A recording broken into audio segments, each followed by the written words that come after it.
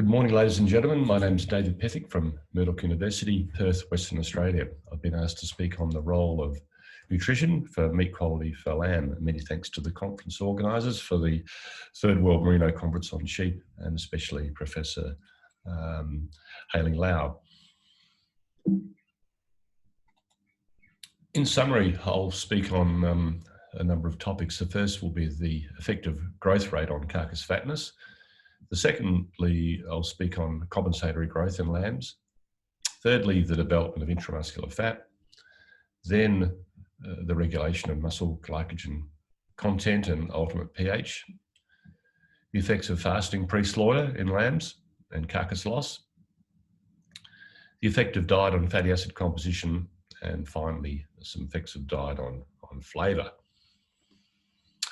So the rate of growth in carcass fatness is relatively simple. We studied this and published back in 2006. Very simple experiment, 3 groups of lambs from pole Dorset size and Merino ewes, high muscle line control and a growth line. 2 levels of nutrition, 140 versus 230 grams per day growth rate, all slaughtered at 8 months of age. Clearly, there's a big effective nutrition, 10 kilos of hot carcass weight, and this drove a difference of 2 fat scores. But this difference in fatness was even confirmed at the same carcass weight, and this fatness was determined by, in this case, by dissection, so a good measure. So the other interesting thing is, I guess, quite obvious in a way, that the breeding value for particularly post-weaning weight, which is a weight for age breeding value, you lose 60% of the benefit under low nutrition. So if you've got elite, fast-growing genetics, of course, you need to have the appropriate feed base to take advantage of that. So in summary, faster growth equals fatter at the same carcass weight, and growth genetics needs good nutrition to express. Relatively simple. Now I'd like to summarise 2 studies on compensatory growth. The first one is a Penn study from New Zealand done some 21 years ago. A very thorough study, starting with lambs that were 3 days old, 78 ewe lambs of unknown breed. They were raised on milk replacer and then shifted across to lucerne barley-based, grain-based pellets. And we had 2 growth rates. We had a high growth rate and a low growth rate, and then some that went on to the low and then back onto high, classic type studies. They're all weaned at 3.75 months of age. So we have lambs going on to restriction at 2 months, on restriction at 4 months, and on a restriction at 8 months, and then back on to high nutrition. So the 4-month-old lambs, when they were repleted, and the 8-month-old lambs, when they were repleted, showed a significant difference in the rate of growth. And this can be seen. The weight difference is 15 kilos at 4 months, but after a period of compensation, it was reduced to 8. So they showed compensatory growth in this case by about 50%. And similarly for the animals that were repleted later in life. So the other interesting feature was that the lean meat yield by leg dissection was, that is, the amount of meat in the leg was the same, the fatness was the same, and the bone was the same. So there's no change in carcass composition. So clearly there is compensatory growth on a live weight basis, about 50% in the time periods for these experiments. And live weight gain and carcass composition were not compromised by periods of undernutrition at any stage, when it was followed by improved nutrition. So there's no evidence that there was irreversible damage to muscle fibre development or stunting. Second was a paddock experiment we did with the sheep CRC. We had lambs that were weaned either at 20 or 30 kilos, and then other lambs were weaned at this period and restricted for 56 days. So we had Merino ewes, pole Dorset size, again with a genetic contrast, and a large study with 627 lambs. So the unrestricted group were on very good improved pasture. The restricted group pasture was sprayed out and essentially dry, bare looking ground. So you can see here, whether it be early or late weaned animals followed the green trajectory and grew continuously to about 400 days. and whether it be early weaned or late weaned animals were restricted, and then they were put onto the good quality pasture after this. So weaning weight had no effect. Weaning weight, early weaned and restricted, made up about half of their weight. So it's, similar sort of story to the New Zealand pen work. Carcass composition did not change, and so overall the conclusions are similar, that lambs will show a good compensatory growth, and there is no change in carcass composition. There's no irreversible damage to muscle fibre development, and so adiposity development. Now I'd like to move on to intramuscular fat development in lamb. Now, intramuscular fat is just one of many depots: subcutaneous, intramuscular, channel and kidney, abdominal, and intramuscular or marbling of the one of interest. Intramuscular fat is simply adipocytes developing down connective tissue seams between muscle bundles. Now, intramuscular fat is important because in our work we've shown a strong response to consumer acceptance, as in this case grilled lamb, over the range of around about 2 to 7.5%. And we had something like 10 overall liking consumer points out of 100 improvement in the score. So intramuscular fat is one of the levers to underpin high quality lamb for consumers. Now, how does it develop? So in beef cattle, it's well known. This was reviewed back in 2004. American and Australian studies for Angus cattle. As the cattle start to mature, intramuscular fat increases up to when they get very heavy, 400 or 500 kilos carcass weight, maybe maximising at about 12% in this particular genetic lines. In the genetically elite cattle from Japan, Aoki, with Japanese black Holstein cross animals, of course, this response is much stronger. Interestingly, the difference is about 2% at the start and about 2% at the end. So this setup period through this genetics is very important. The propensity for adipocytes to develop in muscle is very strongly genetic. We did a similar experiment in sheep with a serial slaughter, and like those previous beef studies, a number of genotypes of animals, wooled animals, merino animals, through to Pol Dorset over elite maternal ewes. So this gives you the range of carcass weights over time. So at 4 months, carcass weights, anywhere between 12 and 18 kilos. When we took them right out to 22 months, where we had anywhere between 30 and 50 kilos of carcass weight. So this is a very broad range of carcass weight for sheep that's really not commercial, but this is important to get the full growth path of these animals. Now, if you look at those 4 points of mean across all the animals, the intramuscular fat levels changed only marginally from 4 to about 4.5%. It was significant, of course. And interestingly enough, in pigs, there's no change at all in the similar sort of serial slaughter study we did. So quite different to beef, what's going on for pigs, lambs, and sheep. So one of the things, when you plot the same data against carcass fatness, so some of these studies had good estimates of carcass fatness versus intramuscular fat, you'll see that the values really only increase when carcass fatness gets very high, and that's actually in those cattle, those very heavy cattle were getting very fat, like 40% fat in a carcass is a pretty hefty amount of fat to trim off and throw away. So our lambs, even though they are across a broad carcass weight range, right out to 50 kilos, never really achieved that obesity that the cattle did.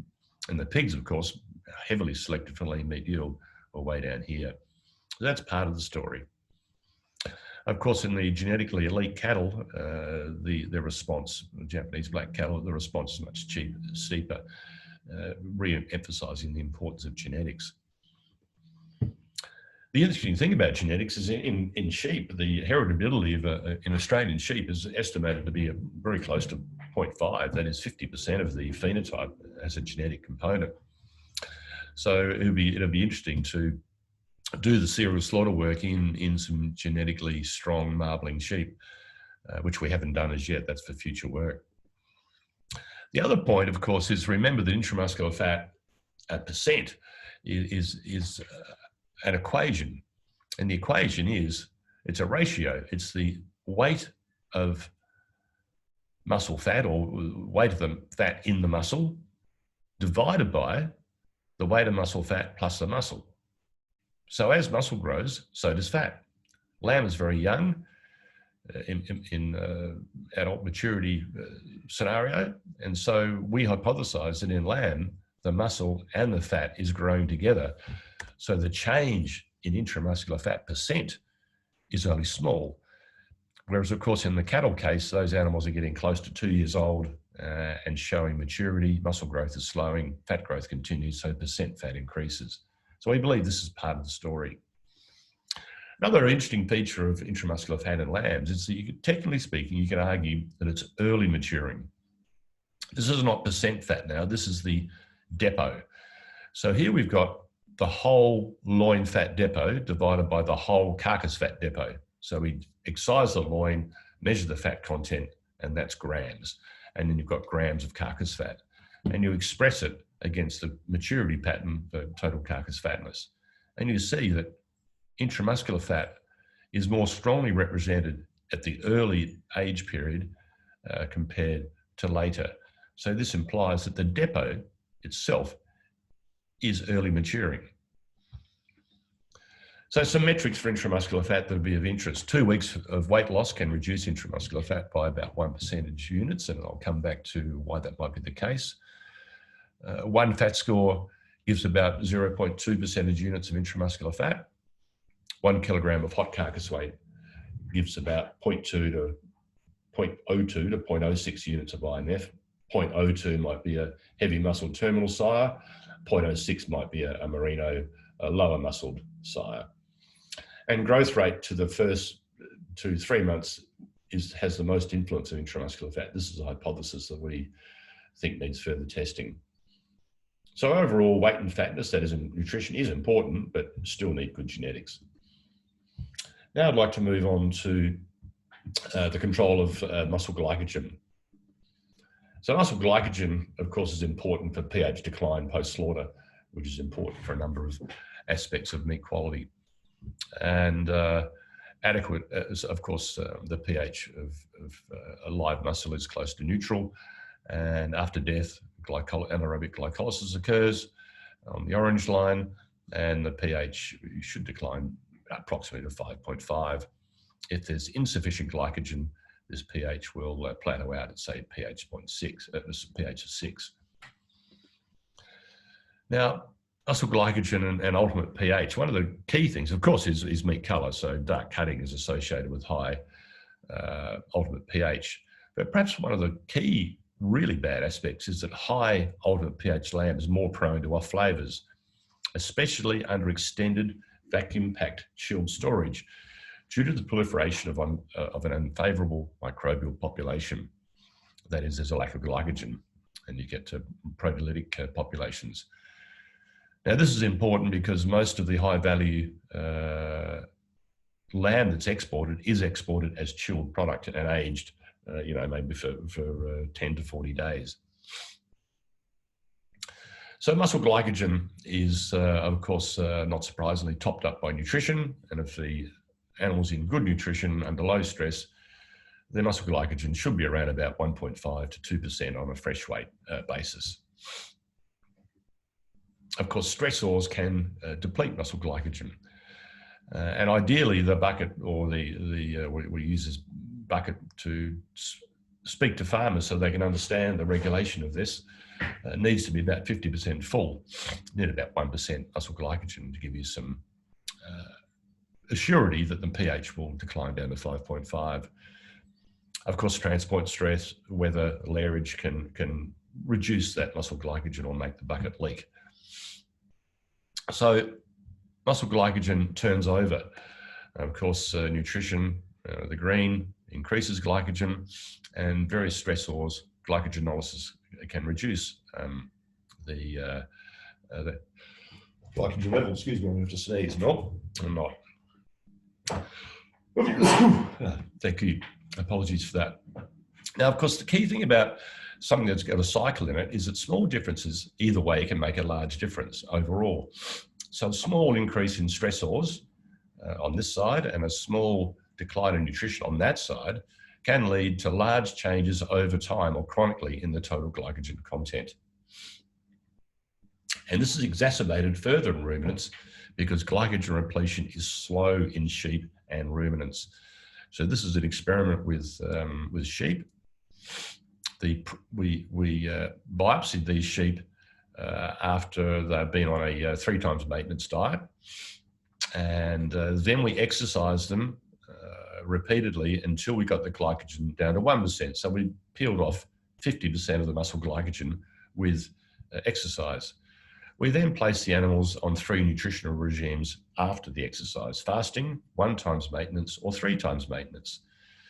So you see, under maintenance and fasting, there's almost barely any repletion of muscle glycogen, and even on virtually ad lib feeding, after 2 days, the muscle glycogen still hadn't reached pre-exercise levels. So ruminants are refractory, partly because, of course, there's extensive fermentation of starch and carbohydrate in the rumen, so they absorb little free glucose.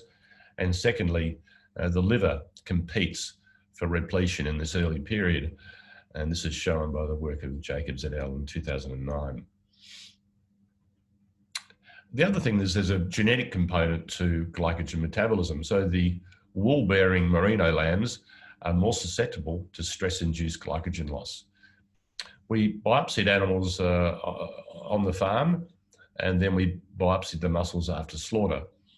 And these were all from the one farm, published in 1998. So pure Merino lambs lost the most amount of glycogen between the farm and slaughter. 50% Merino lambs, terminal size, being the dad, was reduced glycogen loss, and it was 25% Merino in the makeup, again with the terminal side. There's almost no glycogen loss.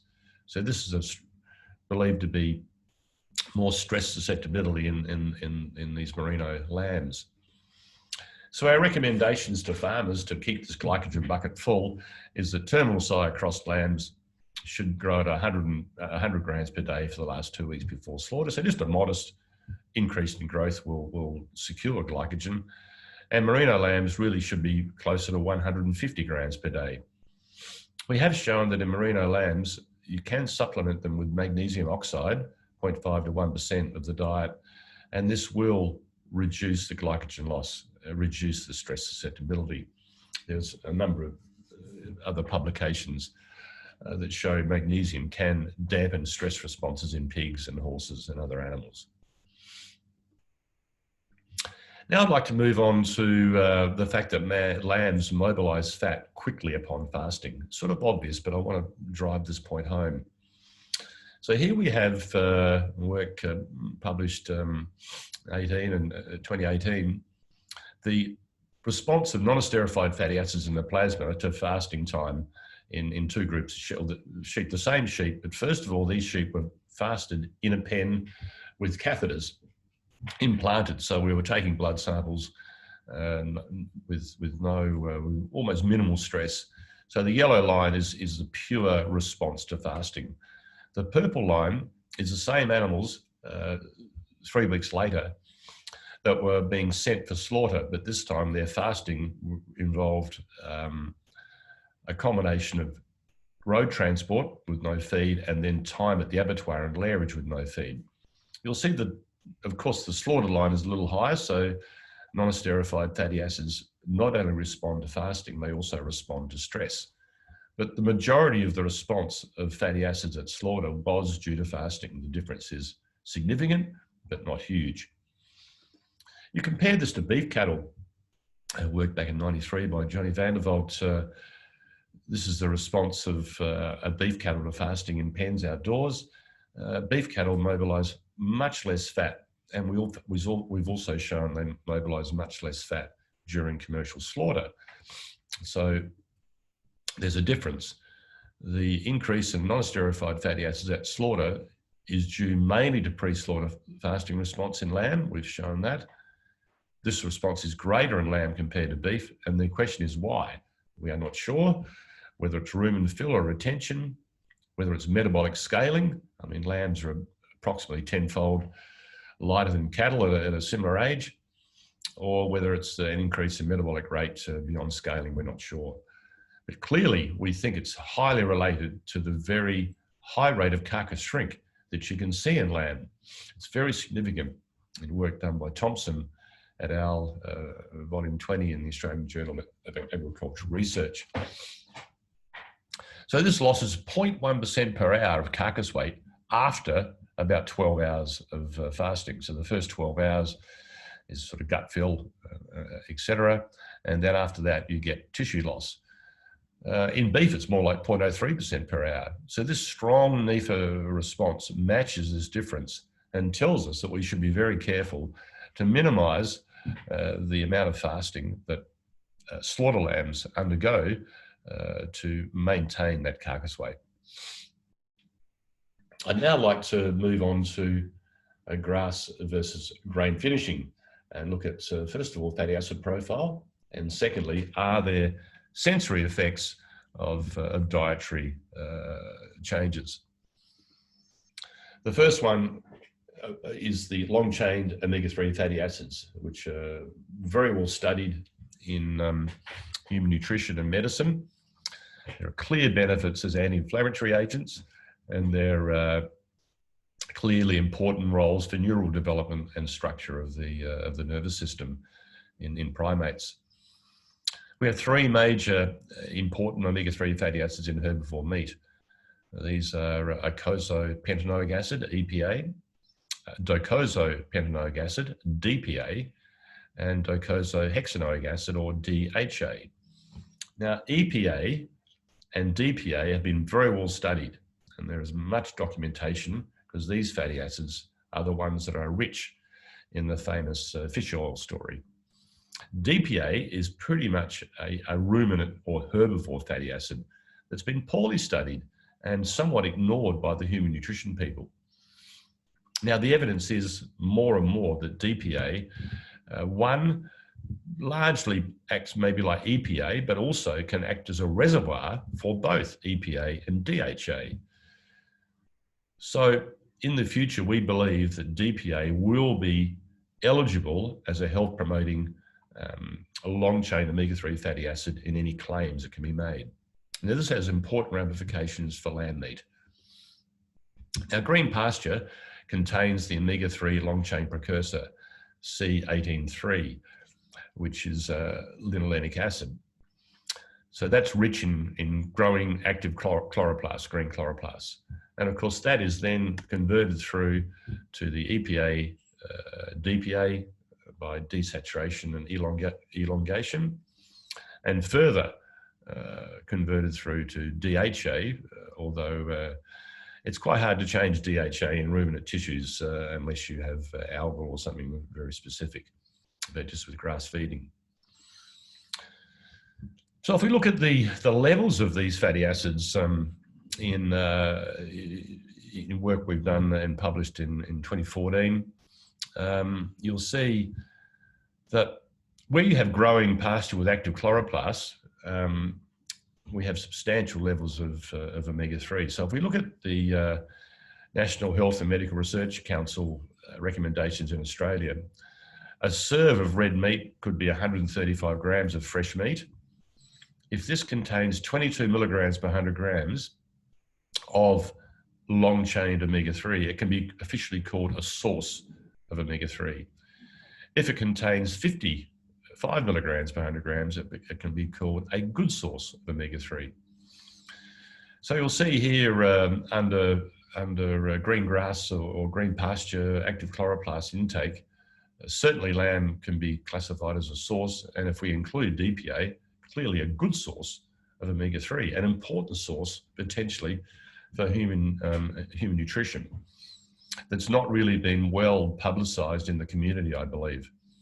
Even under dry pasture, so these animals were at pasture, the pasture dried off, and they were given some grain supplement at pasture, so extensive non-feed-like conditions.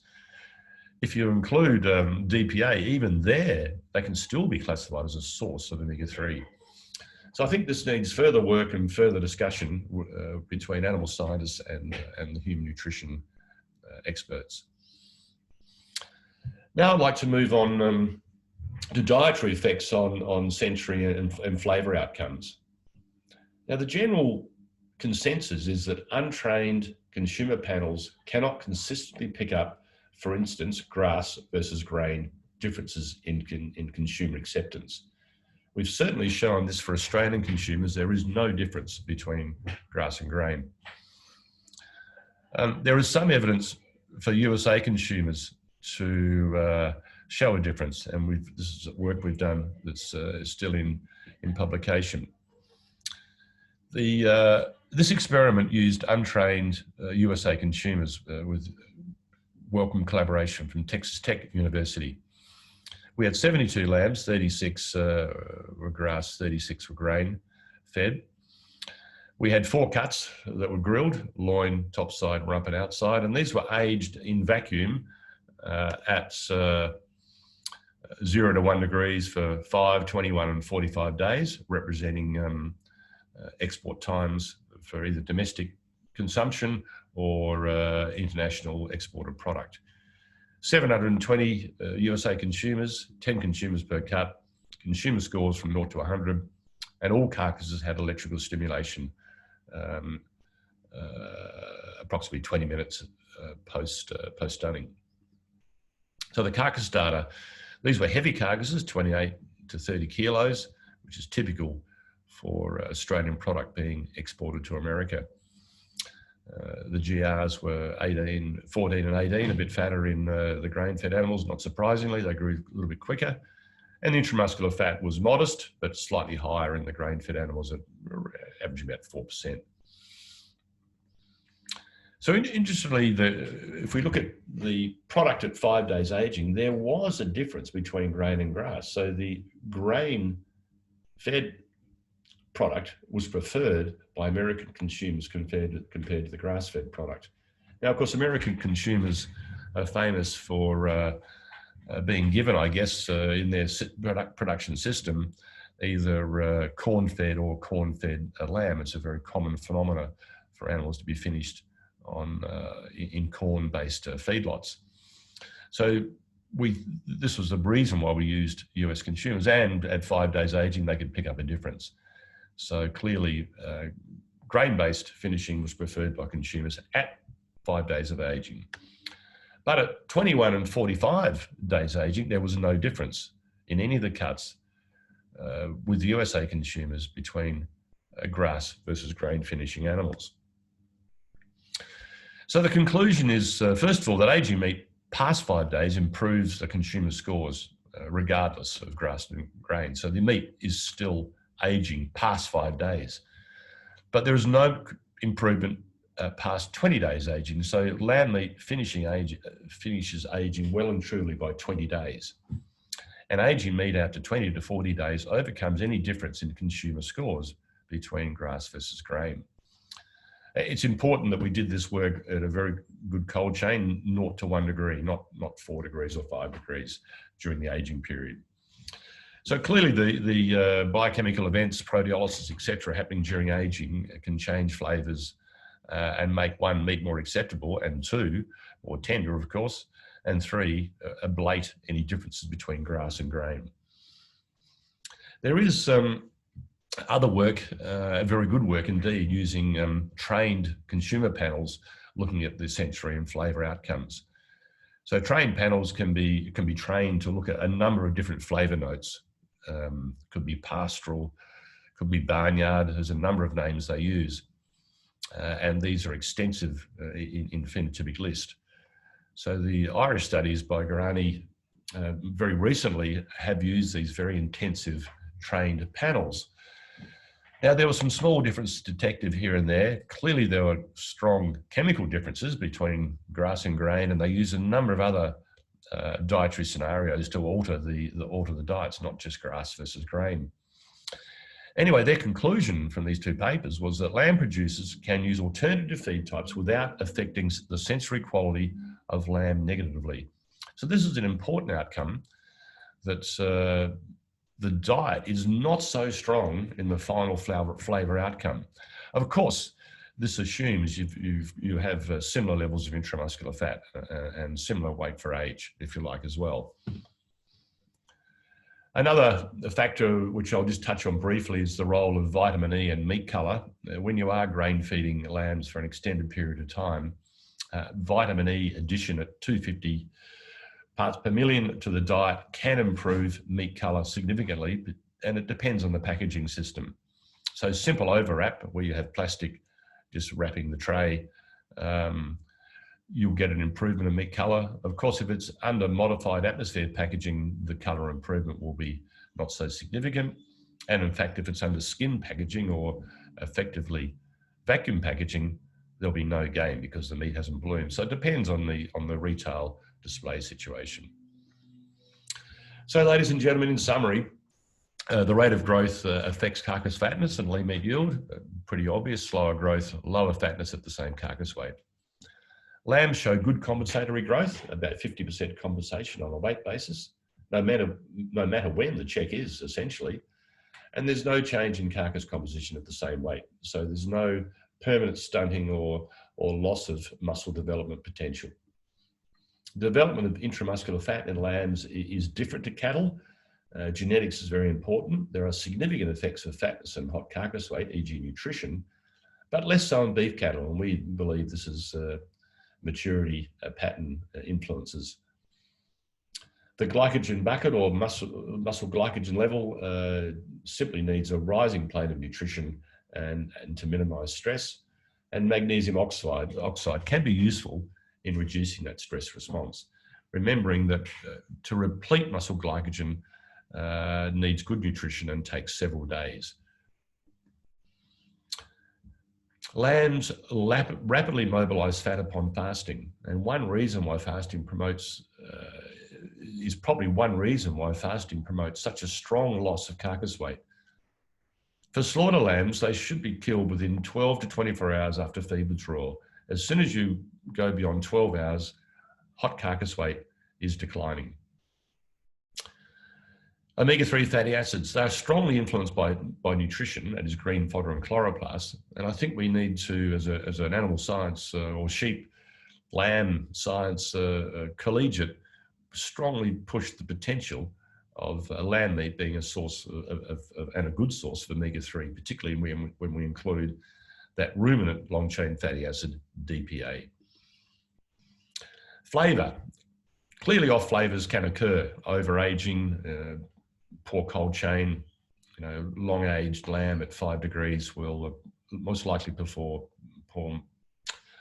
poorly, particularly if it has a high ultimate pH. But beyond that, there is little evidence so far for any subtle dietary effects on consumer sensory acceptance. So lamb farmers should be given at this stage a number of options for finishing their animals. Well, ladies and gentlemen, many thanks, and I'll be happy to take questions. Thank you very much.